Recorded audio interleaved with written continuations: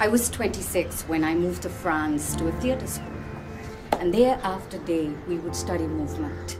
We would study how a bird takes flight, how shadows pass through the streets, and physical actions of things around us. A balloon, how with air it swells, it floats, and with the slightest of a pinprick, it can just burst and collapse. And we watch these movements, we do these movements, and then later we see how these movements translate into a sense of spirit, of feeling, of sensation. So for example, if I was to move like air, my eyes would soften, so would my jaw, my facial muscles, and if from air I start to move into water, and if I move into earth, I start to harden, I start to freeze, and the muscles in my face, my body start to change.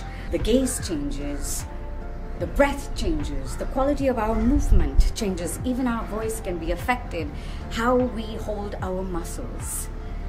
And that's the idea, that things transform. And materials change, materials can transform, and so can human beings. The ability to embody what we see is not just for actors, it's for all human beings. I call it a wonder human feature.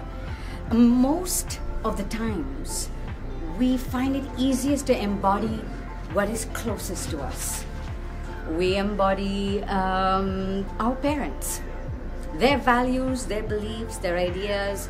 We embody our father's laugh, our mother's sense of aesthetics. We embody what is close to us quite freely. We embody quite freely the ideals of a group that's closest to us, friends, a community, a religion that's handed down to us. We get really good at embodying things that are close to us, things we agree with, we feel comfortable with, and things we feel safe with. And then comes drama school, where our teachers will push you to embody the different, to be something very different from who you are, what you know, and what you've experienced in life. And you begin to wear and take on other characters who are quite different from you. And you begin to wear their legs.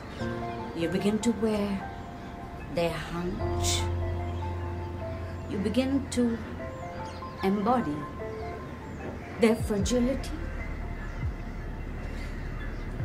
and their loneliness. And in those moments of embodying, one begins to glimpse who we are not, who we could be.